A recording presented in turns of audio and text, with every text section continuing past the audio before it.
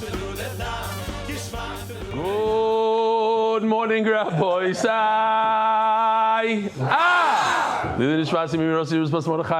holding Daf Yomi Amud Beis. 2 lines from the bottom, Daf Yomi Amud Beis, Daf Chai. Mai lo yachgur bayoza. It says in the pasuk by Yecheskel, you shouldn't close the belt on a yoza. What's yoza? Omar bay lo yachgur b'mokim shemazim. Do not. How do you say close your belt in English? Buckle up. Don't buckle up in a place that you sweat. So there are a couple of places. Check this out. Right over there by the loins could be a little bit of a problem if you have a little boich, because the extra basar, the matziv we'll call it,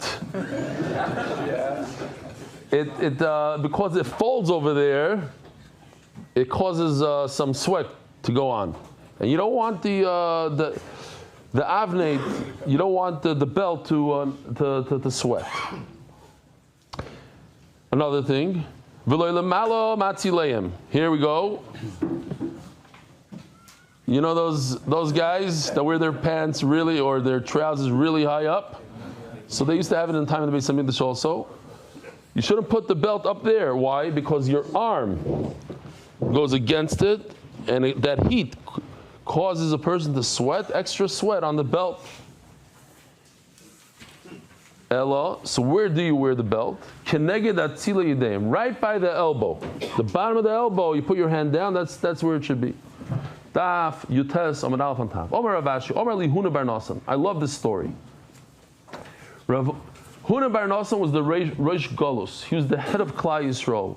He went to visit the king of Persia, Khamenei, whatever his name is. And my belt was above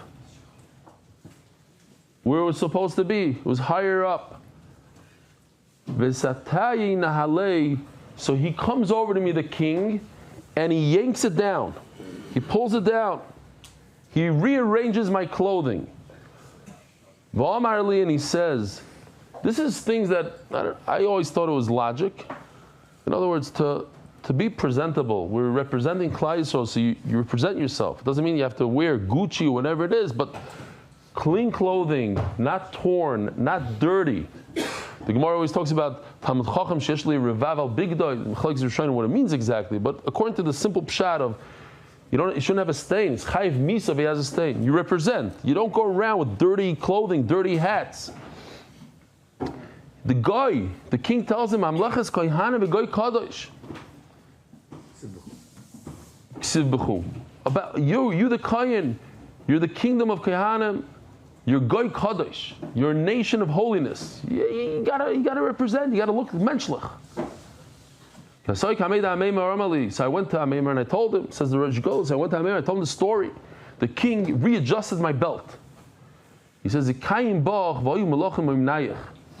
awesome. Geschmack is sugis here. Kain shlokabed's boy. You have a kain that got a little boo-boo on his finger. It's bleeding a little bit. What do? Gemi, you put a band-aid on, some sort of grass. B'migdash. In the Beis Hamikdash, where a kohen has to perform the avodah in the Beis Hamikdash, there's no shvus, there's no derabanan in the Beis Hamikdash. However, but outside of the Beis Hamikdash, you should not wrap the band-aid. Why? As the Gemara is going to say, because it heals. It's not a regular band-aid that you just put it on. It has some healing properties to it. The grass has natural healing components to it. That's a problem. And if you try to squeeze out blood, now that's the rice. So to squeeze the blood out, kamakan also even the Beis Hamikdash. Why? Because now it's the rice, and now we're talking about something that's really bad. What you're talking about here is to put some reed around, wrap your finger with some grass. A little belt, have a yitur begadim. So we're going to be discussing this for a few lines over here. Anytime you add another garment, that's the problem that we said yesterday. There's a problem of of too few garments and too many garments. If a kohen has to wear 8 garments and he wears 4, no good. If he's supposed to wear 4 and he puts on 8, no good. If he's supposed to put on 4 and he puts on 5, no good. By putting on this little belt, doesn't matter, he puts a nice little belt around his finger, a tiny little belt, a Gucci belt, that's 5 instead of 4. No good. Rabbi Yochanan Amar, Le'amru yitur begadim ela b'mokim begadim. Comes Rabbi Yochanan with a massive chiddush, which Rav is going to argue on. Rabbi Yochanan says, adding extra clothing is a problem where you're wearing your clothing. If you have a shirt that you as a kohen have to wear, and you wear an undershirt, that's a problem. But on your finger, what's the problem? You don't have any clothing on your finger, so you put a belt. It's not a yitur begadim.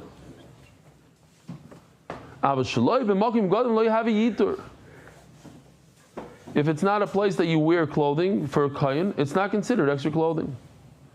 Ask the Gemara, this is what Moshe Einor was asking, how can you put a band-aid on your finger? How is the kohen going to grab the kli when he does Kabbalah, when he does Zrika, when he brings the imurim on the Mizbeach? Something is separating his skin from the actual vessel that he's holding, and that's called chatzitza, and that's aser. So it says Gemara, no, it's not a problem chatzitza. Why? B'smoil.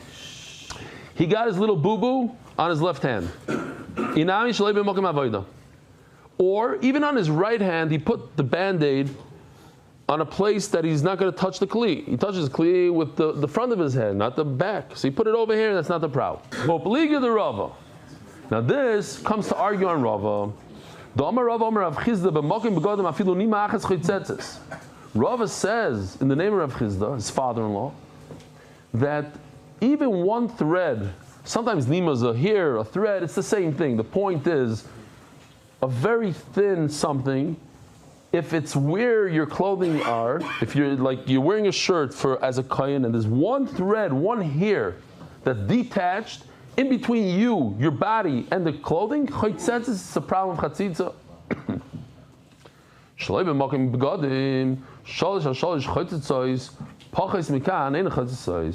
If it's a place that the kohen doesn't wear a beged, then it's 3 fingers by 3 fingers. So Rabbi Yochanan says, no, that to have this extra clothing is only in a place where the kohen wears the begadim. According to Rava, no, anywhere. But maybe they don't argue with Rabbi Yehuda who talks about a little belt. Why? It could be even though it's a small belt, but since it has a certain importance to it, it has chashivas, so that's considered extra clothing. Lishna achrina, another lashon of Rabbi Yochanan. Over here, Rabbi Yochanan is not going to argue with Rav in this lashon. This halacha of that you're allowed to put a band-aid on in the Beis Hamikdash, we're talking about a reed, but a small little belt, chaytzitz, that's considered extra clothing. But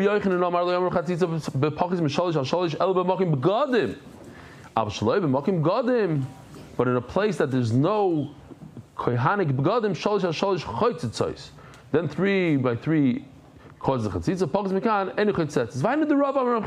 So now they're in agreement. Over here you see the second here.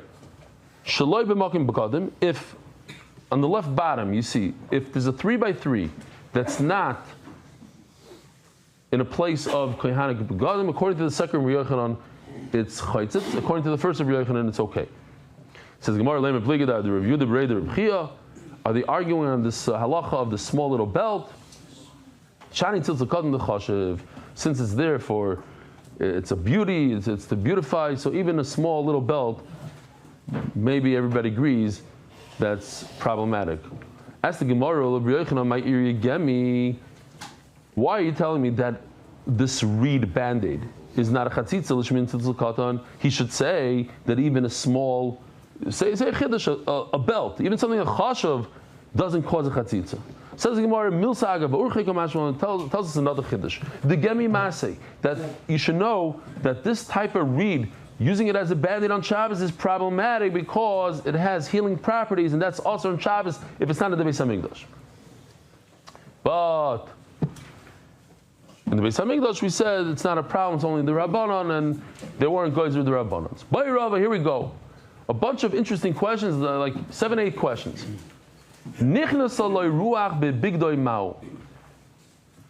Sometimes you walk in the street, your shirt is open or something, a nice wind comes in and blows up your shirt like a balloon. Now the problem is, it says in the Torah that the clothing should be touching your skin. It's normal. Once in a while, a wind comes in and blows it up. It comes away from your skin. Another question. We have to understand in those days, it's still an issue today in certain countries, in certain areas, but in those days it was very prevalent. They didn't have the what we have today to deal with it, the special combs and the. It's not just the hygiene. Even if you knew you had lice, what are you going to do about it? What are you going to do about it? How are you going to remove the eggs? What are they called? The nits. How are you going to remove the nits?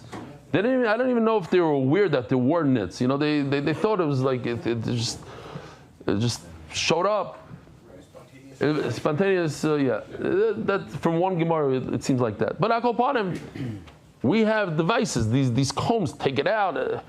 We have better hygiene maybe. We have more water. We have the chemicals that kill it.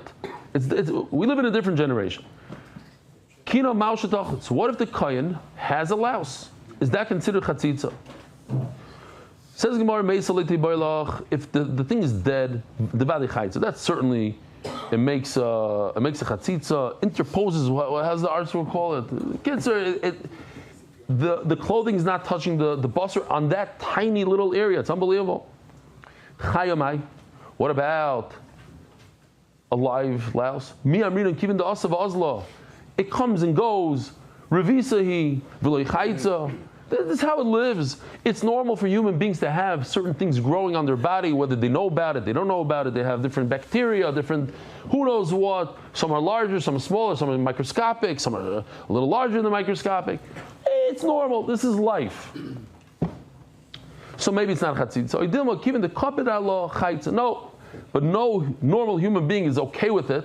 He doesn't want it there. So if he doesn't want it there, even though it lives on him, it doesn't mean that it's not. So it's chatzitza. Okay. Next question. Offer ma'ush yachutz. What about dirt?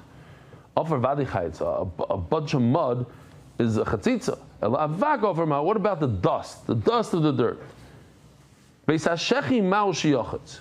So the question is like this: if a person has like a little bit of it's hanging over here by his armpit, is that considered too far away from his skin? Maybe it has to be skin tight. Al basari being of aleka, it has to literally be touching his skin. And I guess in those days they used to, they made it nice and airy. It came off the armpit. V'aleka. That's normal to go large over there. Imagine I'm not wearing this shirt. This is covering my body. Take my hand and put it over here, maybe to scratch the louse, whatever it is. Put it over here. Is my hand a chatzitza between the clothing and my body? Does a body, flesh on flesh, does a body create a chatzitza to itself? So what about one thread? Is that a chatzitza? Says Gemara, Nima vadi chayitza. Yeah, one thread for sure. A louse is a chatzitza, so a thread is a chatzitza. So what's the question? Elanima mudul delismau. What if one thread, you hear Ariel, one thread came off the garment, but got re-stuck in there? It's not part of the garment anymore, but it's like, kind of, it got stuck in there. Is that considered a chatzitza? Boy mar baravashi, yotza sa'orei bebigdei mau, sa'orei kigufay dami erloi. In other words, even if you say that a hand, putting your hand right over here, is considered not a chatzitza, what about here? Maybe here is different than a basar. Here's not. It's not the same. It's not flesh on flesh. It's not skin on skin. It's something that you're supposed to cut once in a while. So it's not really part of your skin. So maybe that is a chatzitza. Maybe pace is different. Some people don't cut their pace at all ever. Oh, love this over here. Tefillin maushi chaytzu. And leave it the man do amar laila lavzman tefillinu loyti barilach. According to the Man Omer that you can't wear tefillin at night, like we basically paskin, it's not a question. Why? Given the Laila Chaitzi, since at night it's considered a chatzitza. Why is it a chatzitza, Rabbi Isai? So we're jumping now from something else. At night it's a chatzitza. It's not something that you, if you love it, it's part of your body. No, it's not part of your body, so it's a chatzitza. It's an extra beged. Given the Laila Chaitzi, Yoim Nami Chaitzi. What's going on here? Since at night you're not allowed to wear it, it's a chatzitza, so too in the day. But in the day you're allowed to wear it. So what's the problem? So Rashi says over here, it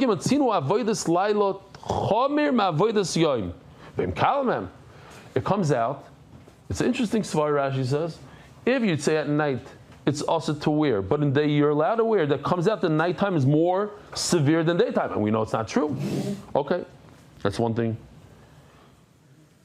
But if you hold that nighttime is a time to wear tefillin, what's halacha mitzvah? The gufei chayitz, since it itself is a mitzvah, so maybe it does cause a chatzitza or loy chayitz. I don't know. It itself is a mitzvah. Could it cause a chatzitza?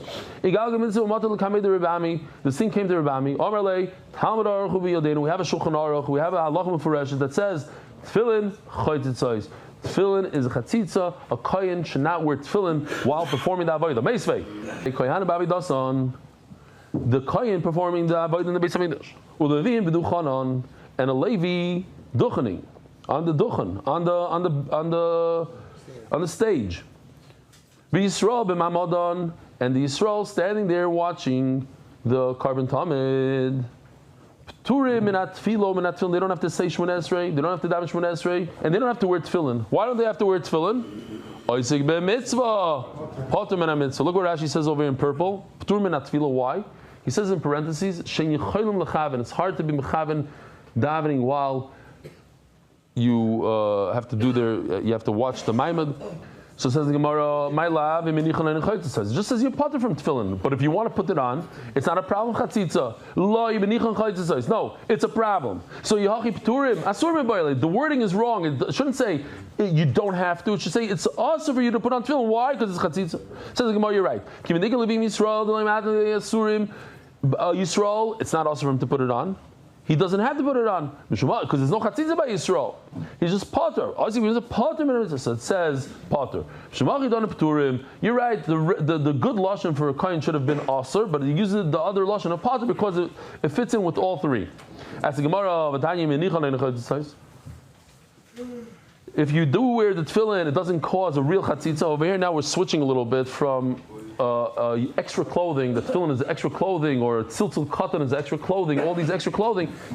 We said chatzitza doesn't really mean chatzitza, really it means extra clothing. Over here now we're going back to chatzitza for real. Like Kashi, hodiyad, hodirosh. No, hodiyad. When you wear tefillin shel yad, it's a real chatzitza. Because you have to, like people put on their jacket over the tefillin, that would be a chatzitza between the jacket and your skin because there's tefillin in between. Hadaraish, but if you're wearing tefillin shel rosh on your head, that's not a chatzitza. We're not talking about extra clothing here. We're talking about a real chatzitza. As the Gemara Maishnal Diyad, what's the problem? It has to be touching your skin, the clothing. And if you have tefillin, it's not touching your skin. The rosh namik. But also for the tefillin shel rosh, it says he should wear the mitznefes. You have to wear this whole turban thing. How do you wear a turban? And tefillin. Tana, sorry, near bein tzitzim mitznefes. So this is the tzitz. There was a little, it was 2 finger breadths wide. It said Kodesh Hashem, the Shem on top of the Kodesh, the whole thing. But also he's wore a turban, but there was a room there for here. Here stuck out, it's chup, whatever you want to call it, came out. Chas v'shalom. So over there, that's where you put on the tefillin. Daf Amud Beis. Shisham menichim tefillin. That's where we put tefillin. Mechosar kipurim minalan. Omer avonam bakro. V'chipur leach koyin v'tohero. It says by a woman who gives birth, she has to bring a carbon. She has to bring the birds, carbon, the whole thing. And it says that after she brings the carbon, v'tohero, she becomes tahar, meaning tahir mechlal she tmeya. That means she was tamei a moment before that. Even if she went to the mikvah and she's a tvul yaim, but she's in Chusar Kippurim, she's missing the carbon, she's still considered Tamei completely. If a person, Kohen, doesn't rinse his hands and feet, let me show you what it looks like. So this is later, it says that he puts his palms on top of his feet. It says here, Avneit, Chuka Soilam, V'rochatz Yudeim, Chuka, it says the word Chuka. So we have it there, Shava. Just like over there, we already learned, if you don't have one of the begadim, it's possible to have so too. If you don't wash your hands, if you don't wash your hands and your feet, the avodah is possible. Torah Rabban.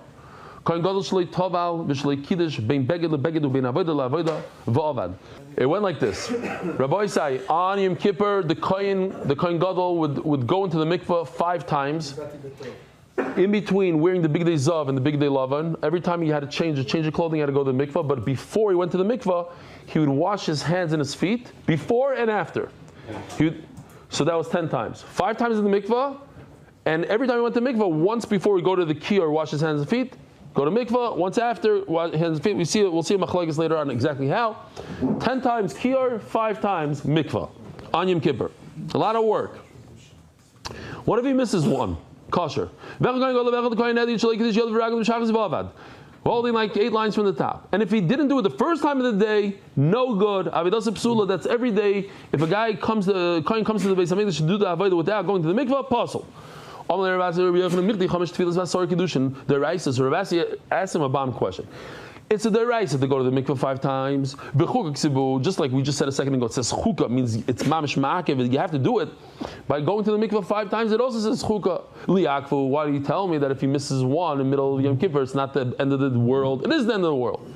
Omar Lei, so Rabbi Yochanan answers him, Omar Kro, Uleveisham. Since it says in the Torah, check this out, Yil Bosh and the Uleveisham, which is a double lashon. So I learned from the 2 times that it's ma'akev. You must wear clothing. That's what you have to do. But mikveh is not ma'akev. Omar Lei, I'm not going to argue because I don't know. Omar Kro, Uleveisham, Levisham ma'akevis. Vein dova acham ma'akev. So Tzav Upanov, Reb Asi was very excited from this answer. Oh, Uleveisham dafka, the Levishas begadim. Omar Lei, so Rabbi Yochanan tells him, Vav, Auvto kasvilach. If you look right over here behind me, you see all these lines in the wood? Here, this, right over here. There's a lot of lines. So if somebody wrote a vav, just took a pencil and went like this, you wouldn't notice it because there's a lot of lines in the wood. So in other words, Rabbi Yochanan is telling him, I was messing with you. I wanted to see if you would fall for it. You fell for it. Not a good answer. Why? If the Torah is telling us that only Levishas begadim is ma'akev, but mikveh is never ma'akev, so then the first mikveh of the day is also not ma'akev. But we just established that the first mikveh of the day is very, very important. If you don't do it, it's possible you have avodah. That's special. That first mikveh of the day, it says in the pasuk, it's a chak. You and your children. What does that mean? Something that all kohanim have to do, not just the kohen gadol, which is the first mikveh of the day. That is very necessary. If you don't do it, then the avodah is possible. Something that has nothing to do with his children, meaning mikveh number 2, 3, 5. That's not ma'akev. So he learns it from what? Chizkiah learns it from we have to just remember that for a second. And now we have another pasuk. You should wash your hands from the kiyar. Something that's important for the sons is important for the kohen gadol. Same kind of thing. What do all kohanim have to worry about? The first one of the day. How come Rabbi Yonasan didn't say over the pasuk of Chizkiah?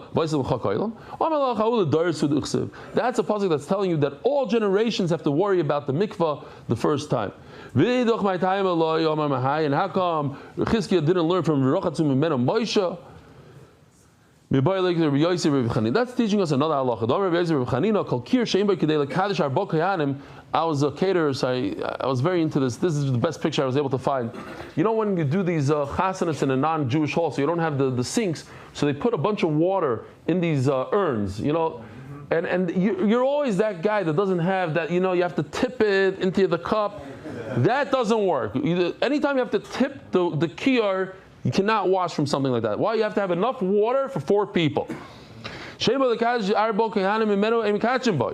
Shenema v'rochatzu mimenu Moshe ve'Aaron ubanov. Moshe is one, Aaron is two. Ubanov, the banov is plural, is two. Rabbi Sai, have a wonderful day.